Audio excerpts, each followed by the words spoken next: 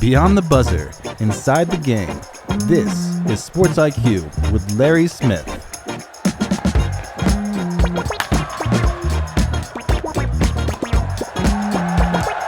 Hey, here we go, another Monday on the Sports IQ. Glad you're with us. Larry Smith is here, and it is the 24th of October. My goodness, let's not jump ahead, Larry. Happy birthday! If today is your birthday, you share it with Kelsey Plum, the WNBA star, also the Olympian. She's 32 years old. Meanwhile, Rich Beam, the 2001 PGA Championship winner, the one major that he won, the golfer, turning 56 today. Reggie Miller, the former NBA star, 61 years old. Cal Ripken Jr. turns 66, and former Super Bowl winning coach Mike Shanahan, 74 today. If your birthday is the 24th of August, you also share it with, if you go down to Honolulu, you'll see the name Duke around, right? Duke the surfer and Duke the Olympian and Duke the swimmer. Well, his name is Duke Kahanamoku, and he was born on this day in 1890. Olympic gold medalist from 1912 in the 100-meter free as a swimmer. Also won a relay gold later in 1920. So there you go. You have some royalty, if you will. Hey, great guest coming up here today. Greg, we've not talked to him before. I believe his last name is pronounced Medea. He is talking Virginia Cavaliers. They had the big breakthrough season in football last year. Can they repeat that success in Charlottesville? We'll talk with him here in a couple of minutes. And then Stephen Johnson also joining us, talking a little TCU. The Horned Frogs getting things started early on, taking on North Carolina. So we look forward to that as well. A couple of headlines before we get to our moment of awe and our first guest. A big Sunday on the diamond as we head into the final week of August before we make the turn into the home stretch of the Major League Baseball season. Things getting interesting in the National League East. Kyle Schwarber's Major League Baseball leading 39th homer of the season, a 2-run shot with 2 out in the bottom of the ninth. Phillies rallied from a 4-run deficit to beat St. Louis 6-4. Schwarber's walk-off blast traveled an estimated 459 feet to center field and put the capper on a monster comeback with 6 runs in the bottom of the ninth. The win was the Phillies' 9th in a row and gave them their 3rd consecutive series sweep. Braves and Brewers doing battle at the Little League Classic in Williamsport, PA. Michael Harris hit a solo home run, and Tyler Mahle worked 5 strong innings. Atlanta beating Milwaukee 4-2. So the Braves maintained a 3-game lead in the East on the hard-charging Phils. Up next for Atlanta, a 3-game set with the Dodgers in Atlanta that starts on Tuesday, while the Phillies travel to the Northwest for a 3-game set with the Mariners that begins tonight. In the AL West, things getting all knotted up at the top. Just 34 shopping days left until the playoffs. Duran and Diaz each with home runs. Cal Quantrill working 6 scoreless innings. The Rangers beating the Angels 5-3. Quantrill now 6-4 in the season. Gave up 6 hits. Did not allow a walk and struck out 6. He now has 5 straight starts of 5 or more innings, allowing a run or less, and extended his scoreless inning streak to 15. Meanwhile, the Astros taking on the A's. Max Muncy hit a go-ahead solo homer in the 7th. A's rallied from a 6-run deficit to beat Houston 7-6. Astros and Rangers tied now 65 and 66 atop the AL West. Yeah, the 2 division rivals. Unfortunately, no games left against each other on their schedules. Cubs took out their frustration over dropping the first 2 games of that series with the Mariners on Sunday. Ian Happ and Pedro Ramirez each with grand slams and had 5 RBIs. Pete Crow Armstrong continued his hot play. He homered as well. Cubs blew out the Mariners 19-2. I cannot make this up. Crazy stuff. But again, the dog days are here, and September is on the way to Major League Baseball. Strap in. It's going to be interesting. Time now for today's Moment of Awe, presented by Sports IQ with Larry Smith. Never, ever pass up a chance to celebrate a victory. The year was 2015. The date's October 16th, to be exact. Barack Obama was in the White House. Mike Krzyzewski was coaching Duke basketball and fresh off a national championship. Nick Saban was coaching Alabama football and on his way to a 3rd national title. When a high school football team from Huntsville, Alabama, Columbia, beat Ardmore 34-16 on a Friday night that probably felt like any other. Only the Eagles wouldn't feel that way for a long time. A change in the White House, and the Eagles kept losing. A global pandemic that killed more than 1 million Americans hit the U.S., and the Eagles kept losing. Year after year, Columbia High School lost every single game until last Friday night. Deuce Wilson threw a couple of touchdown scores. Christian Ritchie ran for 4 more. Columbia beating Greensboro 41-14. Their first win since 2015, ending a 101-game losing streak that was the 2nd longest in the nation. Here's to the Eagles for never giving up. That's our moment of awe. You're listening to Sports IQ with Larry Smith. Sports IQ with Larry Smith continues right now. And listen, it is week 0 in the college football season. I can see the smiles on your face. I can hear the breathing with the smiles, the sigh of relief. It is finally back. College football 2026.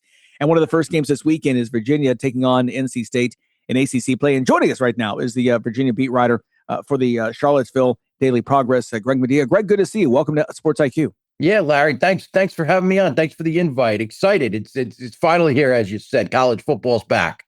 Yeah. Did you wake up like this morning and go, wait a minute, what have I been doing for the past 8 months? Waiting for this. It's finally here.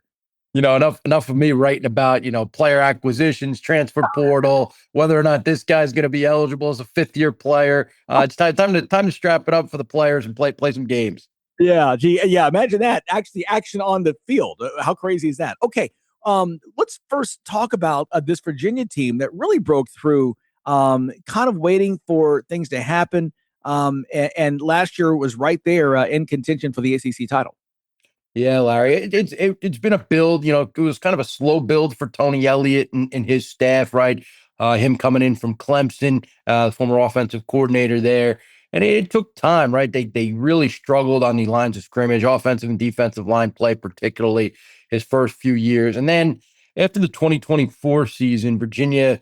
They had some donors step up, a little influx in cash, and that helped bolster the roster. And they spent particularly on the offensive line and the defensive line, really improved the depth on the D line and just got better players on the offensive line all around. And that really helped them last season become, and they had some players mature, right? There's some development there too on the O line. Mikhail Boley and Noah Josie had been in the program, and their experience in college football really started to show itself last year. They're two of the better O linemen back in the ACC. This coming season. Josie for his 7th year, Boley for his 5th year, or Josie for his 6th year, Boley for his 5th year. They do have some 7th year guys on that O-line too, and Monroe Mills and Drake Metcalf. So they're the most experienced O-line in college football going into this season, and that should help them, Larry. I really think that's going to be a big boost to them. But last year, I think those couple of things, they had good quarterback play from Chandler Morris, who they brought in from North Texas. He's gone, and they're replacing him with Bo Prabula. So they've really just got better players all around. I think that helps. And then the coaching job by Elliott, he's built the program up, and he took last year a roster that really turned over in the transfer portal and molded them together. It was interesting to see how well the team gelled with all the newcomers and players from different places. I thought he did a fantastic job with that. And he's kind of being tasked with doing the same thing this year. There are more returners back this season, but certainly there's some transfer portal influx again. So I think he'll be charged with some of the same responsibilities he did really well and handled really well last year. You mentioned Bo Prabula, who's a quarterback for Missouri that Virginia beat in the Gator Bowl last year, if I'm correct. Yep. Is that? Yeah. So kind of funny that you would beat a quarterback and bring him in as your quarterback for the next year. But then again, that's where the era of the transfer portal, those things happen, right? Yeah, Ben Prabula, he sat out the Gator Bowl. He did not play in the game. Okay. He had announced, I guess, a couple of weeks before that he was going to enter the transfer portal. Okay. And Virginia had a void at quarterback, right? With Chandler Morris leaving. They had looked at a few different options. DJ Lagway had come in for a visit, who's at Baylor now, a former Florida quarterback. They had kicked the tires on a few other guys. But Prabula made sense for a few reasons, right? He kind of fit what Virginia's identity is going into this year, and that's, big O-line, big, heavy run game, right? Virginia's got a couple of different running backs they'll use on Saturday against NC State. But Prabula's running ability kind of fit that mold a little bit and what Virginia's identity was going to be. They want to get more out of him in the passing game than Missouri did, but his legs are gonna help Virginia this season, no doubt about it. And then you throw in, he was at Missouri with Eli Drinkwitz, the coach there for the Tigers, and Drinkwitz and Virginia's offensive coordinator Des Kitchings go way back to their days when they were on NC State staff, coincidentally. And Des had told me, Des Kitchings, the OC, he was like, yeah, called Drinkwitz up. They didn't want to lose Prabula. He was like, they hated losing to Prabula, but Drinkowitz kind of gave Virginia the recommendation of definitely go with it, bring him in. So there's some backstory there, and I think he's I don't know if he'll be as dynamic as Chandler Morris, but there's certainly some ability there. Yeah. It's funny you mentioned that. I don't want to get too far off track, but it's funny that now with the transfer portal and when players announce, and sometimes it's a quick courtship, if you will. Yeah. I wonder what happens. Is it kind of a speed dating? Do they take the time to put these guys into t-shirts and shorts and go to the indoor facility and work them out, or they just kind of go on what other coaches say and what they see on tape? Yeah, it's so interesting. It's film, it's tape mostly, and then it's negotiations before the transfers even visit, right? Right. Negotiations with the agents before the transfers even visit. If they can match on price, then they'll bring you in. If there's not going to be a match on price, the players are not being brought in for a visit. It's not even nobody's wasting their time because it has to happen so quickly that the players have to find a place that's willing to meet their price. And if the school, it's vice versa, right? And the school's not going to waste their time if they can't afford a particular player. Right. So to me, that's kind of where it starts. I don't think they're running them out in shorts and shirts, shorts and a t-shirt in the in the indoor facility anymore, right? I think those days are done.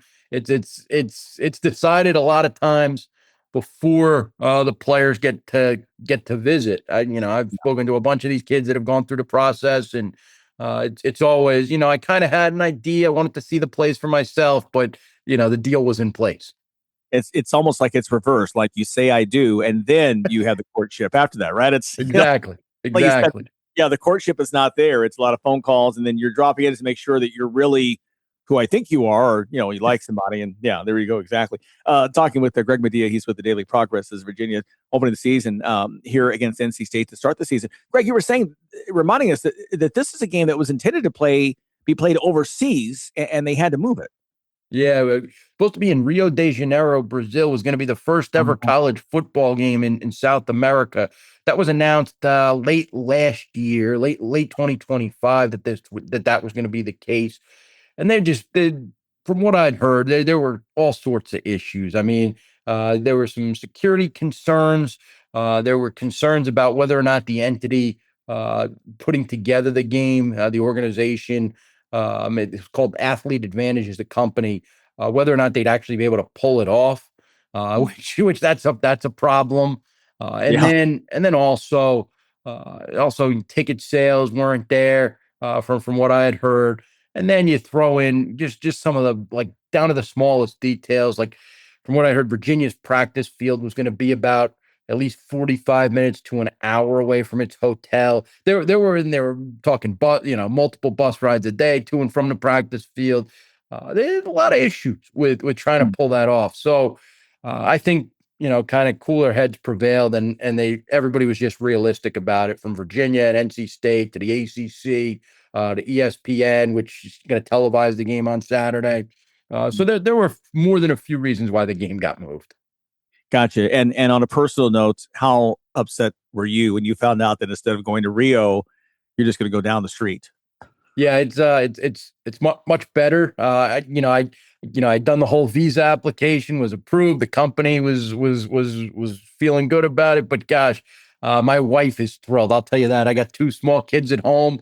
My wife did not want me traveling to Brazil. It would have been a neat life experience, but gosh, we got a 2-month-old and a 3-year-old. So my wife is thrilled that I'm staying put in the United States. Sure she is. Well, congrats for that. And I know you sound of your voice. I know you're a great dad. This theme for this weekend is we can just blame it on Rio, right? So I know, bad joke. I know. Okay, listen. So Virginia, let's reel this thing back on. Look, the ACC still is one of those is a conference that as they all are right now, because they're all mega conferences. I think every year there's always a favorite, but they're just wide open. And I think we saw that last year at the ACC. Miami's the favorite. Of course, they did make the change this year in terms of the tiebreak rules. Let's first talk about Virginia. They don't have Miami. I'm sorry. Whoops. Had the wrong screen. Before I say that, make sure. Yes, they don't have Miami on their schedule. They do have SMU. But it's a schedule that sets up very favorably, I think, for Virginia to get back to that title game. Yeah, I agree with you there. The schedule is is not as daunting as some other teams in the league, right? Virginia misses. Not only do they miss Miami, as you pointed out, Larry, they miss Clemson, they miss Louisville. Yeah. That's pretty good. I mean, Yeah. that's a pretty good draw. They do have to go to SMU. They do have to go to Florida State, and who knows what Florida State's going to be. Yeah. Yeah, it's kind of a wild card there in early October, and then they go to Blacksburg at the end of the year against Virginia Tech. So I'm interested to see how they handle it. Virginia was kind of a similar feel to Virginia's schedule last year, and Virginia knew how to navigate it, figured it out. So I think it kind of sets up similarly, very manageable. And then moving the game from Rio to Charlottesville, you've added a home game, which is Yeah. great. Yeah. So now you have 7 home games. You're only playing 4 true road games, right? Because the other game against West Virginia, non-conference game, that's in Charlotte. That's a neutral site game. So to me, it sets up really, really well, and kind of feels like 9-3, 10-2, like that type of season at the worst. I mean, that's how I see it. And with Virginia's experience and what's going on with them, the schedule really plays a big factor for them here.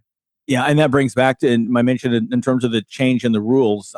Last year, the snake bite there at the end of the year, the overtime loss, and it was a thriller for those of us watching the outside, heartbreaker for the Cavs, losing to Duke in the ACC title game, and a lot of controversy because Duke was a team that really, I think, had 5 losses. They were like 8-5 or something, but that rule now has changed. Explain to everyone who they don't know how the rule has changed now, how the ACC will choose its 2 competitors in the conference championship game if there is a tie at the top.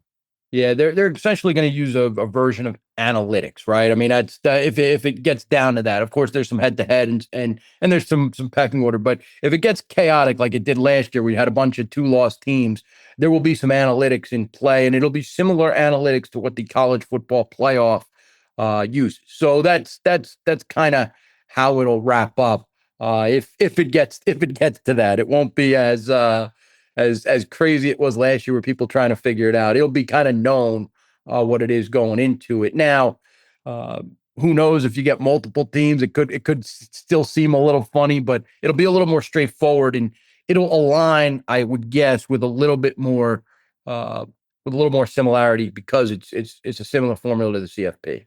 Yeah, well, and I like that. I like what they're doing because I think it does reward those teams who maybe had a more of a complete season, and I think eliminates some of those questions and perhaps gives the ACC a chance to get more bids Correct into the conference. So I agree with that as well. Got a couple of minutes here. I'm running out of time, but want to ask you, looking at this season going in 2026, it opens on Saturday there in Charlottesville at Scott Stadium. So what's the one thing you're concerned about for this team that may keep them from reaching their potential? What's your one worry as you follow this team every day?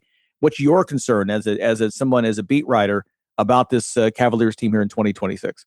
Is the wide receivers. They lost a lot of production, Larry. I mean, 6 of their top 7 pass catchers from last year are gone. Notably, Cam Ross is in the NFL with the Denver Broncos. Trell Harris transferred to Oklahoma. And then Jamal Edgerrin had some legal stuff, so he's no longer on the team. They're 3 starters from last year. So there's some issues there. And really throughout training camp, Virginia was kind of battling some injuries at that position. Nothing serious, but like hamstrings and quads and that kind of deal with receivers. Their most consistent receiver during training camp and throughout the summer was Jaquan Gibson, a transfer from UMass. He was 12th in the FBS last year for receptions per game. I think they can count on him, but outside of Gibson, I'm not sure who you'll see step up at receiver. Maybe it's Rico Flores, who had been at UCLA and Notre Dame previously. Maybe it's Deshaun Martin, a Kent State transfer. Maybe it's one of the guys who've been in a program, but that is a major, major question mark going into the year. Okay, fair enough. Hey, Greg, man, thanks for your time. Enjoy Saturday at home. Congrats on the babies. I was once that guy who had to travel for the job with babies at home, so I know how that is, the emotions of that.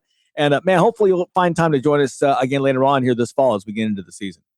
Yeah, we'll be happy to do it. Thanks for having me on, Larry. You got it. Appreciate it. Thanks, Greg. Have a great day.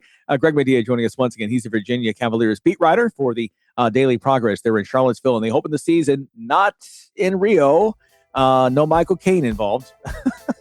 But at home against NC State, 3:30 kickoff on ESPN. All right, stay with us. Much more to come here on the Sports IQ.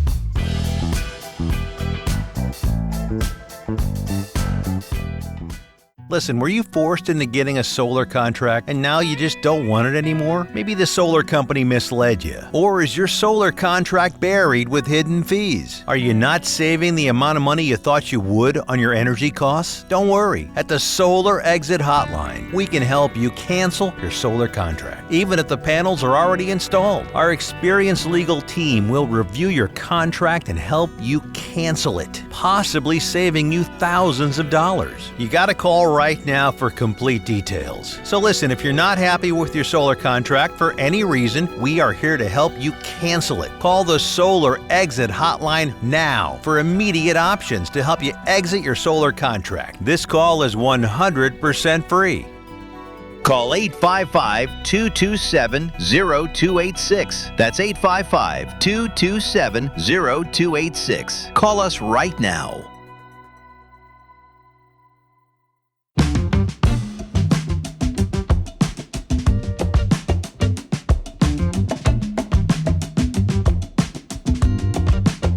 Welcome back here to Sports IQ. Glad you're with us, Larry Smith. Hey, don't forget to give us a follow on YouTube, Sports IQ LS. We have some great content for you on there as well. Appreciate everyone just joining in each and every day. Monday through Friday, we are here. Several radio stations across the country, and also as well wherever you find your podcasts, Spotify, Apple, wherever it is. Look, it's football season. Take us with us. We'll get you ready for different games each week as we get into this. Of course, college basketball as well. And we also don't forget all the other leagues, like we just talked a little baseball. How about a little W last night in the NBA and the WNBA last night, I should say, the WNBA. The Fever looking to snap a 2-game slide. Had to do it without Aaliyah Boston, who was down with a leg injury. Caitlin Clark, 37 points. Kelsey Mitchell, 30. Indiana pulling away from Chicago, 113-90 victory. Clark made a career high 8 of Indiana's franchise record, 18 three-pointers. Caitlin also with 10 assists with the loss and the Mystics win on Sunday. The Sky eliminated from the postseason race. It was going to be a long shot anyway. They've kind of dug a hole early on. The 8 teams pretty much kind of locked in right now for the playoffs. We'll see the order as we get a little deeper in. Elsewhere, Asia Wilson, 27 points, 7 rebounds, 7 assists. The Aces over Toronto, 88-78. Jackie Young added 21 points for the Aces. They pulled within a half game of second-place Golden State in the WNBA standings. This postseason is going to be fantastic in the WNBA. Man, all 8 of these projected playoff teams are incredibly competitive. You've got, the New York Liberty, just a year removed from their first ever WNBA title. They're sitting right now like back down in like 7th place or something. Golden State's the 2 spot. Vegas has won 3 of the last 4. They're in the 3 spot right now. Minnesota trying to get their 5th title in franchise history. They're sitting at the top right now. Indiana's there. Atlanta is going to be a threat. So it is, it's going to be a lot of fun to watch once we get to September. A busy preseason weekend on the NFL front. Not all the news is good. Seahawks rookie safety Bud Clark breaking his right ankle in Sunday night's preseason loss, 19-16 to Tennessee, and he'll be out for multiple months, according to his coach, Mike McDonald. Clark carted off the field after sustaining the injury at Nissan Stadium there in Nashville. Seattle's second-round pick going down on the first defensive play. He was helped onto an injury cart after that air cast was placed on his right leg. We hate to see that and wish him a speedy recovery. Cleveland Browns starting defensive end Alex Wright sustained a ruptured Achilles in Thursday's joint practice with Buffalo, is according to ESPN. So the Browns placing Wright on season-ending injured reserve, and they signed veteran pass rusher Derek Barnett. Barnett's deal, a 1-year contract worth up to $5.5 million. Again, according to ESPN. Raiders running back Ashton Jeanty, who had to be helped off the practice field Sunday, believed to have sprained his ankle. Again, this is according to ESPN and NFL Network. The Raiders, just not sure how long that he'll be out, but it's not considered a long-term injury. They did not comment on his injury. And you might have missed this one over the weekend if you weren't paying attention. At the end of the first half of the Bucs-Chiefs game, this down at Raymond James Stadium in Tampa, the Bucs, they went for it on 4th down, and the Chiefs got the stop with 3 seconds to go. Head coach Andy Reid of Kansas City figured, what does he have to lose? So he trotted out Harrison Butker to try a 69-yard field goal. Why not? It's an exhibition. Butker hit the kick, and made it with a few yards to spare. The bad part is that since this was not a regular season game, Butker does not get credit for the longest field goal ever made. 69 yards. That means he set up at the 41 of Kansas City territory. He was almost 10 yards behind midfield. 69-yarder, but it doesn't count. But not all is great, though, for Butker. The controversial kicker made 2 other field goals, but also missed an extra point and missed a potential game-winning field goal, 43-yarder, late in the fourth quarter. So, again, that 69-yarder coming in just before halftime. But you know what? If you're there, and listen, if you've ever tried to go to an NFL preseason game, you're paying regular season prices, even though you're not seeing the first stringers for the whole 60 minutes. So for those fans who coughed up the dough to watch their favorite team and anybody in uniform, what a special treat for them. You got to see the longest field goal ever, even though it doesn't count. So I guess it does count for something. You can brag and say you were there. All right, stay with us. We've got much more conversation coming up next.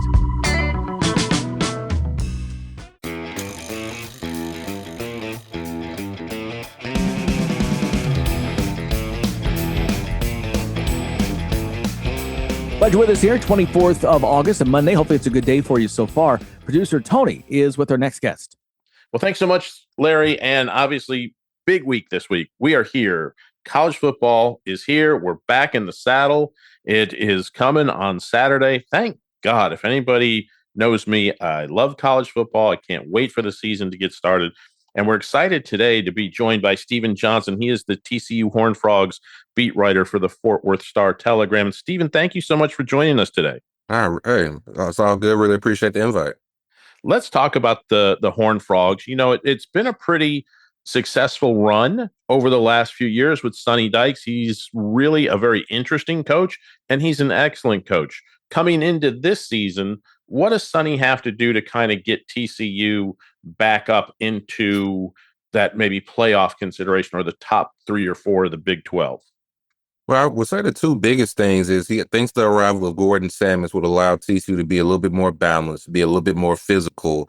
I don't think the Big 12 is the same league it was 4 or 5 years ago when I first got here, where it was about air raid, shootouts, throwing the 40, 50 times a game. If you look at Texas Tech, BYU, and even Utah last year, those were teams, yes, they still ran a spread concept, but I would say the strength of those teams were their offensive line, their run games, and their defensive line. So he thinks the arrival of Sammons will make them more balanced, more physical, give them the ability to kind of close out those games in the fourth quarter, which they kind of struggled with a couple times the last couple of years. And defensively, they have some stars they have to replace, like Bud Clark and Caleb Elarms, but they think bringing back basically their entire 2 deep up front on the defensive line should make this the best defensive front Sonny's had while at TCU. So the arrival of Sammons and some of the production they return on defense, I think, gives them the biggest optimism. They can kind of break through that 8-win ceiling that's kind of hampered them the last couple of regular seasons. Going into this year, obviously we'd be talking about TCU, I think, in a much different light had Josh Hoover decide to stay. How is the quarterback situation looking right now at TCU?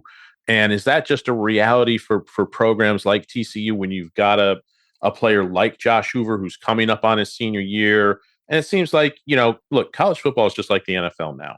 Everybody's a free agent at the end of the year, and people go to the highest bidder. That's just something every school has to deal with, right?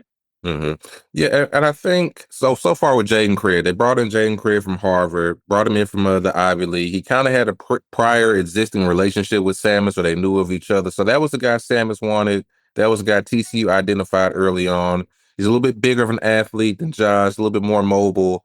I think compares favorably with his arm strength. And he's had really good moments where you see why he has NFL upside. And then there are other times where the accuracy isn't always there on a consistent throw-by-throw basis. So, but he's also a guy, I think, in practice, quarterbacks that run and have that physical element, they can't show it in practice. So I also think he's a guy, when you put him in game settings, when he can roll out, put his head down a little bit, I think that's a part of his game he hasn't been able to showcase that in practice. And as with Josh, I think part of what you said is partially true, but while TCU I don't think is up there with Texas Tech and BYU in terms of where it is financially, for the most part, TCU has enough resource to where if they can retain their top talent. They did it with Jamel Johnson, Marcus Deal, Jordan Dwyer, some of the other top playmakers that other schools wanted. Josh's situation, I think obviously there was new OC. He lost some of his best friends on the team, and there was a lot more going on in that situation. I don't think it was just necessarily money that led Josh to leaving, but that is kind of the reality in college football. And TCU is trying its best to avoid kind of having that moniker as like a feeder program for bigger schools. Absolutely. Yeah, there's a number of schools that are trying to, obviously avoid that because look, that's not something you want to get to be known at after a while. But it's such it's such a Wild West mentality right now in college football, and you kind of have to follow the money in Texas. Look, the one thing about TCU is being in Texas, there are plenty of big money donors available for a lot of those schools because of the energy situation, because of the oil money that's still in Texas, because of the other things that are still in Texas. So, like you said, there is plenty of resources at TCU to compete at these levels and to get back possibly, into that college football playoff, especially now that it's expanded to 12. One of the things that seemed to hamper TCU, Stephen, was holding on to the football. That's such a um, tough thing to figure out because it's not like you can teach, say, you got to hold on to the football. Everybody knows you got to hold on to the football. Everybody knows throw interceptions, but there's no drill out there, right, that can keep you from having those. How do they go about maybe trying to cut back on some of those, turnovers that hampered them last year? Well, I think Samus and his offense will kind of be focused a little bit more on efficiency, making things a little bit easier for Jaden Craig and whoever else plays quarterback. They think having a more consistent run game. I think TCU's ranked 13th and 14th in the Big 12 in rushing the last 2 years. So obviously they must be rather be closer to the top five or at least in the top half of the conference. So I would say Josh's biggest weakness was his turnover struggles, especially on the road. He was almost a different player at Amon G. Carter Stadium compared to what he was on the road. So Jaden Craig, he says, is great. One of his biggest strengths is the decision making. So they think that this offense, a more balanced run game, and at least from what Craig says, his decision making should all kind of help TCU eliminate some of those turnovers they have offensively, especially when they go on the road this year.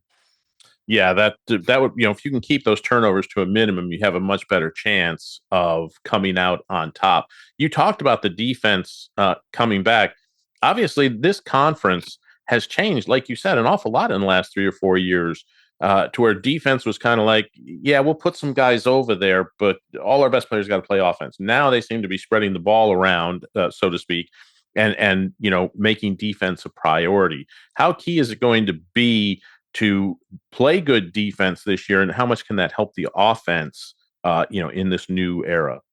I think it'll be imperative. I think honestly in these first, I mean, they have Grambling and Arkansas State, but I think early on, let's say the first 4 or 5 games, I think the defense might have to carry the way as Jaden Craig gets settled in. I mean, he's still making the jump from Ivy League to the Big 12, so there's going to be some type of transition period. You lose Eric McAllister, who, well, if he wasn't the best receiver, he was the second best receiver in the Big 12 last year. So you kind of have question marks at receiver and tight end. So I think early on, there's going to be a lot of depending on the defense to give the offense good field position and depending on the run game. So I think early on, especially, they'll need guys like Jamel Johnson, Max Carroll, uh, Marcus Deal, some of their top playmakers to really step up. TCU, with all the production they have coming back, there's no reason they shouldn't be one of the better defenses in the Big 12. They were top five last year in run defense. Weren't as great against the secondary. They gave up too many penalties in terms of defensive pass interferences and defensive holdings. So if they can crack down on all those things and that defensive line performs up to the expectations of the program, on paper, I don't think they'll be as good as Tech or BYU defensively, but there shouldn't be a big gap between those two programs and what TCU is able to do defensively this year. They get to open up the season that, we talked about when we started this segment, like college football's back. It's week one. Here we go. We finally get to see some games. Well, TCU is going to be probably in the marquee game of week one here. They've got the game in Dublin against North Carolina. How prepped is this team for this? And how hard is it to get a team ready, do you think, for these guys to have to travel to Ireland to play a college football game? Well, I mean, at least from TCU's perspective, they've reached out to a lot of the other teams that have been in these games before, just trying to kind of find the best strategy. And one thing that TCU did was honestly they made sure they had an off week next week, so they'll be off next week. They think that having that extra time off when you come back immediately from Ireland gives the players an extended time to get readjusted, get any of that jet lag, lingering jet lag, kind of give that more time to kind of dissipate. I do know it's a logistics hurdle. They got some people heading over there today, like some equipment people, or they may already be there. I know it was definitely a struggle trying to get all the passports and things like that. But from what I understand, TCU has been putting all hands on deck to figuring out the best plan. I believe they leave on Wednesday to get there Thursday early. Um, so I think TCU feels like it'll be prepared, but there is the reality that for some of these guys on the team, this will be their first time on the flight, and their first flight isn't you know, an hour or two. It's going to be, I think, 8 hours straight there, depending on how long it is. So I think it'll be difficult, but I think TCU is prepared to the best of its ability to kind of be ready for any type of adversity that comes from the travel. Now you've been around the team, obviously you've been in camp, you know what they've been looking at, what the kind of drills they've been doing, what they've done to try to prep for North Carolina. You as a reporter and looking at things, is there anything about this North Carolina that team that concerns you going into this game? I think Bobby Petrino leading the offense. I think he's still, say what you want about him, I think he's still one of the greatest offensive minds in the sport now. So when you kind of have him in place, and because North Carolina, I think still has that cloak and dagger thing going on, there's a limit to how much information you can get. So you have Bobby Petrino, you have, at least from TCU's perspective, a brand new roster. So they don't I'm not sure how much they can take from last year's game when they're watching film. So there's still kind of this great unknown that exists in the transfer portal era when you're playing like a Power Four team that's kind of rebuilt this roster. And they kind of have a quarterback. I mean, he's bounced around a little bit, but he's a little bit of an unknown as well too. So I think there might be a chance for North Carolina to kind of maybe catch TCU flat-footed early on, just because new faces, new coaches, and things like that. So if I'm TCU, I got to be prepared for anything that Bobby Petrino would throw at us, just so we don't find ourselves down early in the hole like some of those other teams. I'm expecting weather to play a factor. So the last thing you want to do is to get down the score to the North Carolina, and then you got to deal with that in the elements. Yeah, anytime you're in Ireland, the weather could always be kind of iffy with the rain and the wind and things like that. This season really seems to set up interesting with the schedule. Obviously, this game against North Carolina starts it off.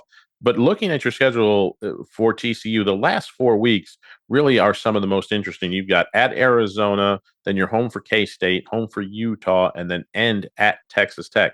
Is that going to be where the story of this season gets told? Yeah, absolutely. I think if you look at their schedule, it sets up for a fast start, maybe 7-1. 8-0 if you can beat BYU at home. So I think it's going to come down to November, and they have an absolutely brutal November. The order may be a little bit wrong, but I think at Arizona, Kansas State at home, they lost 3 in a row to K-State. K-State has a new head coach, so maybe that means this rivalry or this series will kind of reset. But you got Arizona at home. They won, I think, 10 games last year. May bring back the best quarterback in the Big 12, and they were one of the most improved defenses last year. Then you got Utah, another head coach, another new head coach, excuse me. But historically, this team is physical. Their run game and defensive line have always been one of the best units in the Big 12, Pac-12, wherever they played. They still returned Devon Dampier and Wayshawn Parker. So that can be a tough game. And then, of course, you have the rivalry game with Texas Tech, where I think that game's a little bit more manageable because I don't have Sorsby now. I think Hammond's fine. I don't think he's the same player as Sorsby. So I think TCU will have a chance to what they really been wanting to play. They wanted to play meaningful football in November. So I think they will have a chance to do it. They'll just have to navigate the toughest part of their schedule to try to make it to Arlington for the Big 12 title game. Yeah, I agree. I think that last four is going to be the telling part, obviously, for this season. We got about a minute or so left here, Stephen. You mentioned Brandon Sorsby and what happened at Texas Tech. How key is it? You've been around college football a little bit now. How key was it for Texas Tech to pull him out of there and just kind of end that whole situation with everything that was going on in the courts and all the legal battles and teams saying they were going to play him? How key was it that just ended where it did? I think it was especially important. I just think he admitted to gambling on games with his team, and I think his lawyers were maybe nitpicking. Well, he never bet on them to lose and all that other stuff. But I think everybody growing up, you, me, we've all known that betting on your own team's games is a line you're not supposed to cross. And I get it. I think Tech, when they initially went to court, that was just kind of their way of. At first, I think it was their way of showing, "Hey, we got your back." But I don't even think they expected him to be reinstated the way he was. But I think it was entirely important to uphold that unwritten rule, if you will say, or uphold the initial decision, because you just don't want that clouding hanging over your season. No matter how good you think Sorsby is, or maybe if he was going to be the X factor to, put Texas Tech in the same tier with Oregon and Texas. At the end of the day, when you risking your relationships with your Big 12 members, your constituents, your fellow institutions, I think they made the correct choice in recognizing, hey, this is not worth it. The juice is not worth the squeeze. We'll support Brandon, but supporting Brandon doesn't mean we have to allow him to play for us. So I think they made the right decision, even if it was because they got pressure from some outside forces. Absolutely. Stephen Johnson, thank you so much for joining us. Really appreciate the conversation. Stephen is the TCU beat writer for the Texas Fort Worth Star-Telegram. Check his stuff out, especially if you're a TCU fan. Appreciate you, Stephen, and hopefully we'll have you back on a little bit later in the season when things kind of ramp up a little bit more. Okay, yes, sir. I appreciate you guys for inviting me out. We're going to take a quick break here on the Sports IQ, but we'll be back with more right after this.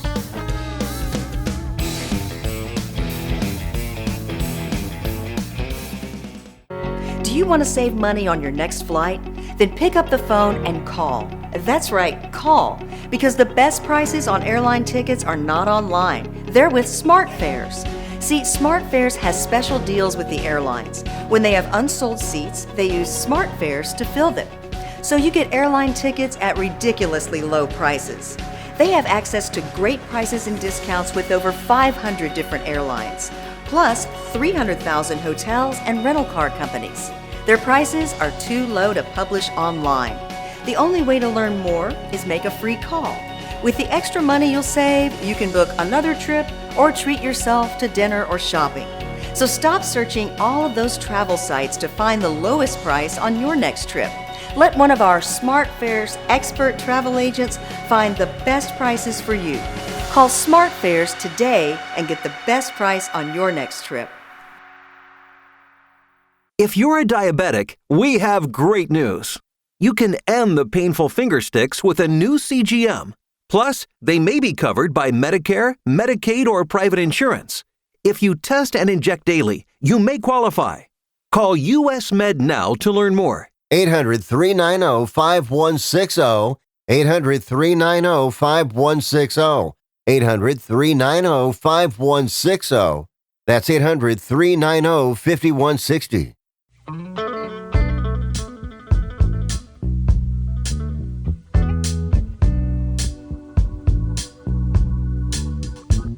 Welcome back here to the show. And once again, it is down to the final week, the top 5 in producer Tony's annual preseason top 25 college football poll. Man, some great names in there so far. Some interesting picks kind of early on and some of the lower, but we're getting up now to the top 5, like the real serious contenders. And there's some names we haven't heard so far. I'm really kind of curious to see, kind of over the weekend, producer Tony kind of went back and looked at the notes, and I'm anxious to see these top 5. So today is number 5. Who you got? We are going with the Georgia Bulldogs at number 5. Wow. And this is a team that, Bulldog fans are really lucky because a lot of them felt like last year was a disappointment. Well, if you consider winning the SEC, rolling Alabama in the SEC title game, making the college football playoff for a second year in a row, a disappointment, hats off to you, because there are 120 other schools that would love to be in your position, right? Yeah. So granted, now was it up to Georgia standards? Were they as good as they have been recently? No, they really weren't. They had no pass rush. This was a team that had only 20 sacks last year. That is so un-Georgia-like, that they could not pressure the quarterback. And it came back to bite them in that playoff game against Ole Miss. Trinidad Chambliss had too much time, too many weapons out there, and they were able to move the ball kind of at will. So that was a big issue. The offense was good, but it wasn't great. Now, have they addressed all of that on the outside? I'm not sure. I still don't think there's enough weapons there for a guy like Gunnar Stockton, but this is a team. Look, there's one number you need to keep in mind, 40. Whenever you go to a Georgia game, whenever you're watching a game, 40. Get out your pad and paper, sit down, mark it down. If they run the ball 40 times or more since Kirby Smart in the last, whatever it is, 5 or 6 years, I think I was adding up the numbers, 52-3. 53-2.